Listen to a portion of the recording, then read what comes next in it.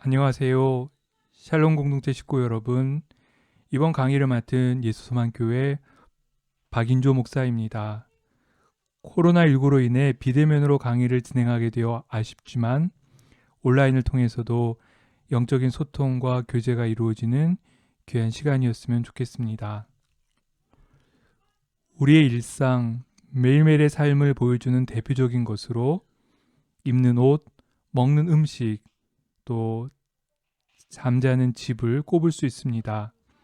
통상 의식주라고 하지요.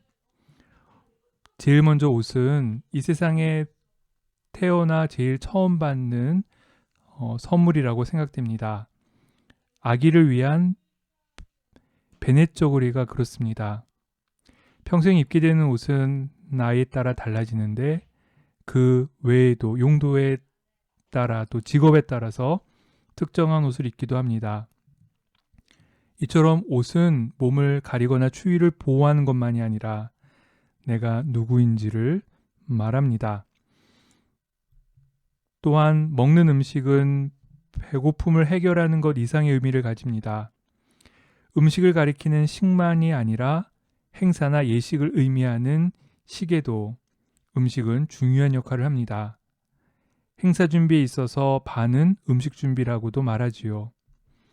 이 땅에 태어나서 첫 번째 맞는 생일인 돌잔치, 또 어른, 성인이 되었음을 알리는 성인식, 새로운 가정을 이루는 결혼식, 그리고 60세나 70세 하는 환갑 칠순 등 우리 생의 각 시기에 하는 행사는 삶의 중요한 과정입니다. 그리고 집이 있습니다. 인생에서 가장 많은 시간을 보내는 곳은 아마도 집이지요. 잠자는 것 때문에 그렇습니다. 옷을 입고 음식을 먹는 것도 집이니 의식주 모두를 포함하는 것이 집이라고 말할 수 있습니다. 삶의 핵심인 의식주에 대해 성경은 이런 말씀을 우리에게 줍니다. 마태복음 6장 25절과 26절의 말씀입니다. 그러므로 내가 너에게 이르노니 목숨을 위하여 무엇을 먹을까 무엇을 마실까 몸을 위하여 무엇을 입을까 염려하지 말라. 목숨이 음식보다 중하지 아니하며 몸이 의복보다 중하지 아니하냐. 공중의 새를 보라. 심지도 않고 거두지도 않고 창고에 모아들이지도 아니하되 너희 하늘 아버지께서 기르시나니 너희는 이것들보다 귀하지 아니하냐. 이 말씀에서 보듯이 먹는 것과 마시는 것, 또 의복보다 중요한 것은 몸이고 목숨이라고 말씀합니다. 그런데 많은 사람이 목숨과 몸을 위해 먹고 있기보다는 입는 것 그 자체, 또 먹는 것에 있어서 욕심을 부립니다. 이와 관련해서 겉으로 보이는 것에 대해서 사람들이 대단히 신경을 씁니다. 그런데 성경은 우리 아버지이신 하나님이 우리를 기르시고 돌보심으로 이에 대해서 염려하지 말라고, 욕심 부리지 말라고 말씀하고 있습니다. 이어지는 28절 이하에서도 하나님이 입히시고 지키시니 염려하지 말라고, 믿음을 가지라고 말씀합니다. 함께 성경 말씀을 보시겠습니다. 또 너희가 어찌 의복을 위하여 염려하느냐. 들의 백합화가 어떻게 자라는가 생각하여 보라. 수고도 아니하고 길쌈도 아니하느니라. 그러나 내가 너에게 말하노니 솔로몬의 모든 영광으로도 입은 것이 이 곧 하나만 같지 못하였느니라. 오늘 있다가 내일 아궁이에 던져지는 들풀도 하나님이 이렇게 입히시거든. 하물며 너희일까 보냐. 믿음이 작은 자들아. 그리스도인의 삶은 하나님을 아버지로 믿고 하나님의 돌보심 가운데 사는 것을 말씀합니다. 우리의 몸과 목숨을 지켜주시겠다는 약속의 말씀입니다. 오늘 강의의 제목을 명화로 풀어간 그리스도인의 삶과 죽음이라고 붙여보았습니다. 명화, 유명한 그림에는 한 화가의 개인적인 경험, 또 그가 살고 있는 그 사회의 분위기, 그리고 삶과 죽음에 대한 생각이 담겨 있습니다. 우리가 잘 아는 유명한 화가의 작품 하나를 함께 보시겠습니다. 이 그림은 프랑스 화가 장 프랑스와 밀레의 작품 죽음과 나무꾼입니다. 밀레의 그림이라는 것이 참 반가웠는데 큰낯을 어깨에 두른 죽음과 나뭇가지 다발 옆에 앉아 있는 나무꾼이 보입니다. 어깨에 걸친 큰 낫과 극도로 마른 신체 그리고 흰 옷은 유럽에서 죽음과 관련된 상징으로 자주 등장합니다. 죽음이 골목길을 지나다 우연히 나무꾼을 만났습니다. 죽음의 오른손에 들린 모래시계와 날개는 다시 오지 않을 시간, 이 나무꾼의 운명을 상징합니다. 반면 나무꾼은 일을 하다 피곤했던지 잠시 앉아 쉬고 있었던 것 같습니다. 그때 죽음과의 우연한 만남이 이제 새로운 국면을 맞습니다. 죽음은 오른손으로 나무꾼의 몸을 끌어당기고 나무꾼은 끌려가지 않으려는 듯 힘을 씁니다. 그리고 하나 더 주목하게 되는 것은 이 둘의 만남이 동네에서 이루어진다는 것입니다. 오른편 위쪽을 보시면 가까이 있는 집의 지붕과 골목길에 담벼락이 보입니다. 여기가 사람들이 지나다니는 마을인 것을 쉽게 알 수 있습니다. 일상의 삶에서 아무렇지도 않게 찾아온 죽음을 볼 수 있는 그림입니다. 하지만 이 죽음이 두려운 것만 아닙니다. 나무꾼처럼 끌려가지 않으려고 애쓸 것만은 아닙니다.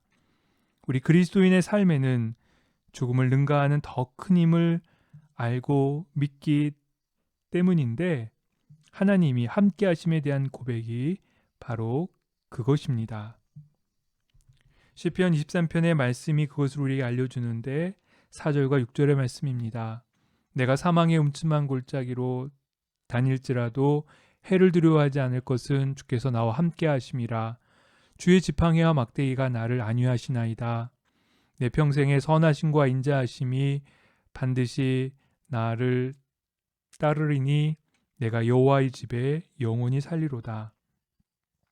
사망의 음침한 골짜기에 있을 때에도 죽음이 바로 앞에 다가올 때에도 두려워하지 않는 것은 하나님의 함께하심과 보호하심을 믿기 때문이지요. 여기에 그리스도인이 바라보아야 할 삶과 죽음에 대한 시각이 있습니다.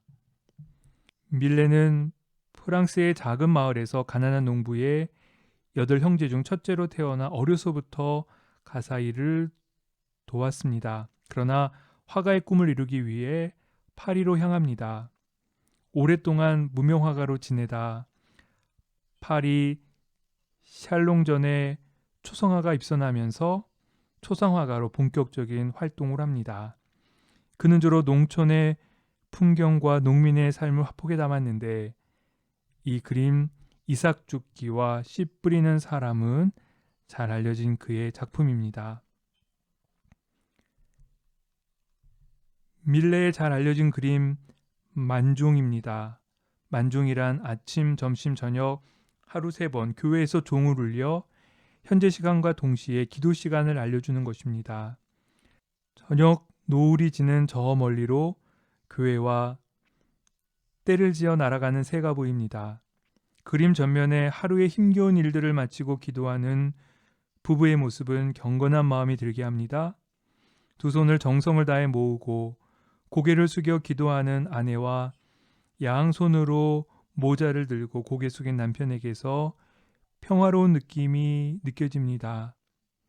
주변에 척박해 보이는 땅 그리고 바구니와 땅바닥에 놓인 감자는 볼품없어 보이지만 그래도 작은 만족감을 선물하고 감사의 마음을 이야기하고 있습니다. 하루의 마침에서 인생의 마침까지도 생각하게 하는 그림입니다. 여기 삶을 깊이 들여다보는 한 사람이 있습니다. 벌거벗은 남자가 바위 위에 앉아 생각에 잠겼는데 근육질의 신체가 인상적입니다. 건장한 체구와 온몸에 붙은 힘줄은 당당하고 자신감이 넘쳐 보입니다. 하지만 이 남자의 얼굴을 자세히 살펴보면 침묵 속에 깊이 고뇌하는 것을 느낄 수 있습니다. 조각가 오기스트 로댕의 생각하는 사람입니다. 조각상의 인물이 왜 이런 자세를 취하고 있는지는 이 조각이 들어간 전체 작품을 보면 짐작할 수 있습니다. 그가 지금 무엇을 생각하고 고민하고 있는지를 말입니다. 사실 이 작품은 독립된 작품이 아니라 지옥의 문이라는 큰 작품의 일부입니다. 지옥의 문에는 새 그림자, 2부 등 180여 개의 다양한 동작과 얼굴의 군상을 볼 수 있습니다. 그리고 그 중에서 위쪽 중앙에 익숙한 인물이 바로 생각하는 사람입니다. 이렇게 지옥의 문에 있던 군상들 중에 한 작품이었다가 후에 독립적인 작품으로 만들어졌습니다. 이 생각하는 사람은 지옥의 문 제일 위의 중앙 자리에서 지옥에 떨어진 영혼들을 바라보고 있습니다. 즉, 생각하는 사람이 지금 생각하는 것은 삶에 대해서, 죽음에 대해서, 그리고 인간 존재와 삶의 의미에 대해서, 죽음과 죽음 이후의 일들에 대해서 생각하고 있는 것이지요. 저런 자세에 어울리는 생각의 주제는 아마도 그런 것들이겠지요. 특히 지옥이라는 절망적인 현장을 보면서 아마도 자연스럽게 죄와 벌에 대해서, 회개와 용서에 대해서 깊은 고민을 할 것입니다. 오늘이 나의 삶의 마지막이라는 고 생각하기에 오늘의 삶을 더욱 진지하게 생각하며 소중히 여길 수밖에 없는 것이지요. 메멘토 모리라는 말이 있습니다. 라틴어인 이 말은 죽음을 기억하라는 뜻입니다. 옛날 로마에서는 전쟁에서 승리를 거두고 개선하는 장군이 시가행진을 할 때 노예를 시켜 행렬 뒤에서 큰 소리로 이 말, 메멘토 모리를 외치겠다고 합니다. 전쟁에서 승리했다고 너무 우쭐대지 말라. 오늘은 개선 장군이지만 너도 언젠가는 죽는다. 그러니 겸손하게 행동하라는 메시지를 시켜서 전하게 한 것입니다. 이처럼 죽음을 기억하면 오늘의 삶을 제대로 충분히 보며 읽을 수 있습니다. 죽음을 기억한다는 것은 목숨에 대해, 생명에 대해 생각하는 것인데, 그럴 때 우리는 겸손해지고 단순해질 수밖에 없습니다. 죽음 앞에서는 과장하거나 보기 좋게 치장하는 것도 무의미하니까요. 그렇게 마음을 비우고 눈을 깨끗이 해야 오늘이 제대로 보입니다. 내일도 바르게 전망할 수 있습니다. 이것이 죽음을 생각하고 준비하며 기억해야 할 이유이고 우리에게 주는 유익입니다. 이와 관련된 그림 중에 바니타스 정물화라는 것이 있습니다. 라틴어 바니타스는 헛됨을 의미하는데 17세기 유럽, 특히 네덜란드를 중심으로 바니타스 정물화가 유행했습니다. 대표적인 바니타스 정물화입니다. 인생의 덧없음과 죽음을 설명하는 이 바니타스 정물화에는 몇 가지 물건이 공통적으로 등장합니다. 이 그림에서 보듯이 왼쪽의 시계는 점점 가까워오는 죽음을, 꽃병의 활짝 핀 꽃과 시든 꽃은 인간의 젊음이 유한함을 의미합니다. 그 옆에 해골은 누구나 이르게 될 필연적인 죽음을, 그리고 오른쪽에 담배 때는 연기처럼 없어질 인생의 허무함을 의미합니다. 이 외에도 여러 물건들이 이 바니타스 정물화에 등장합니다. 죽으면 사라질 이 세상의 권력과 부를 나타내는 각종 금은보화와 지갑과 왕관, 배움과 지식의 유한함을 뜻하는 책과 지구의, 세상의 즐거움에 내재한 허물을 의미하는 피리 같은 악기와 그림 같은 것들입니다. 그리고 무엇으로도 막지 못할 죽음의 힘을 상징하는 투구와 창, 그리고 갑옷 등이 여기에 해당합니다. 오늘날 많은 우리의 삶이 먹는 것과 마시는 것에 집착하고 거기에 종속되는 것을 보게 됩니다. 즉, 이 바니타스 의식의 부재로 인한 현상이지요.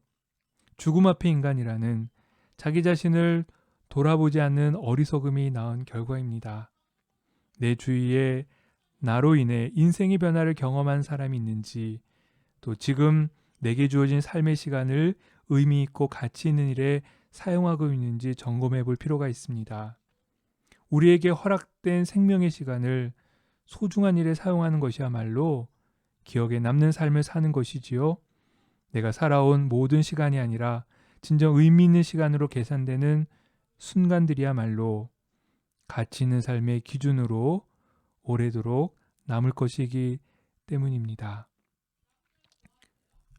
로마서 14장 7절과 8절의 말씀입니다. 우리 중에 누구든지 자기를 위하여 사는 자가 없고 자기를 위하여 죽는 자도 없도다.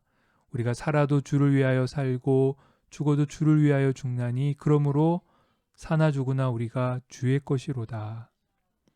우리 그리스도인의 삶은 살아도 또 죽어도 주를 위해함을 말씀합니다.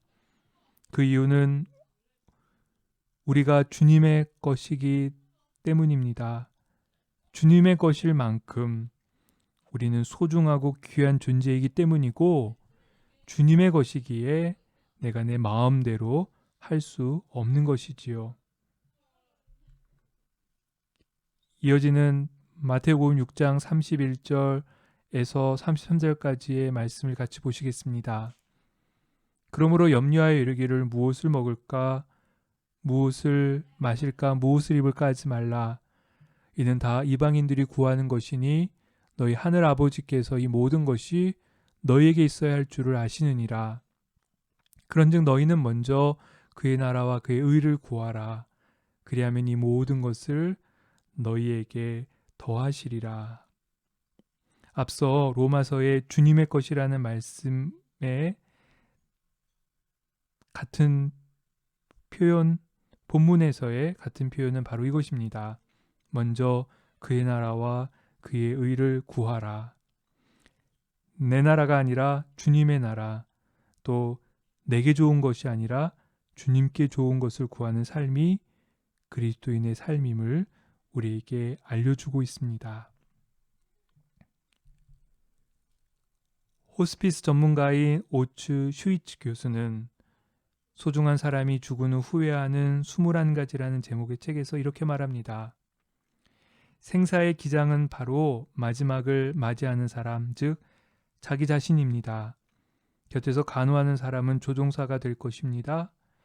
편안하게 착지하는 법을 아는 기장과 조종사가 늘어날수록 흔들리지 않고 유종의 미를 거두는 착지를 할 수 있습니다.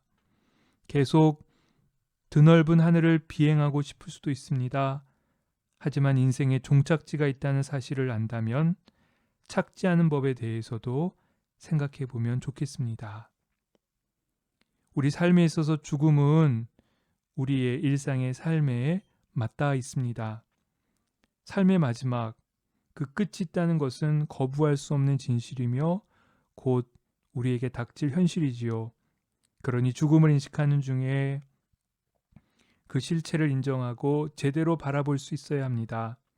그럴 수 있다면 죽음은 삶을 살게 하는 원동력이며 선명한 삶으로 이끄는 인도자가 될 것입니다.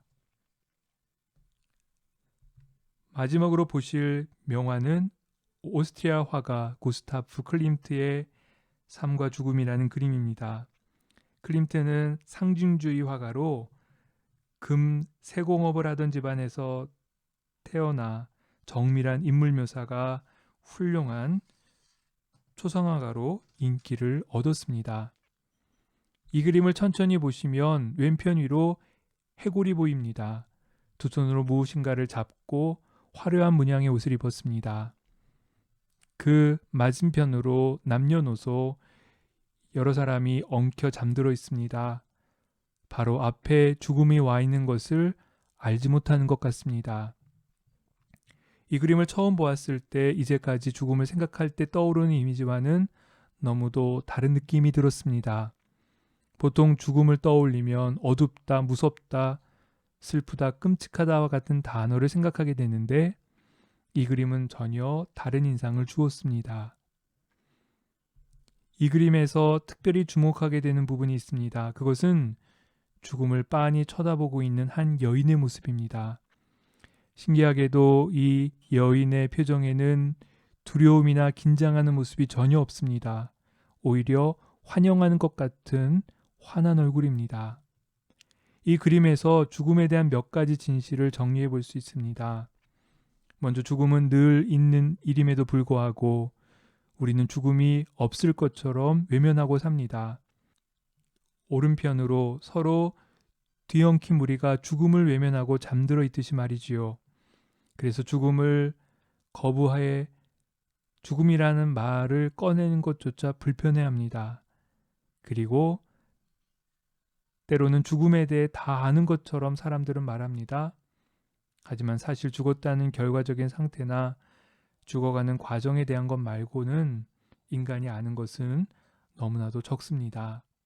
여기서 기억해야 될 것은 이것입니다. 죽음을 응시하는 이 여인처럼 죽음에 정직하게 직면하고 한 걸음 가까이 가면 죽음에 대한 두려움과 긴장감이 오히려 삶의 새로운 활력을 불어넣는 것을 경험할 수 있다는 것입니다. 신앙인으로서의 삶에 있어서 더욱 그렇습니다.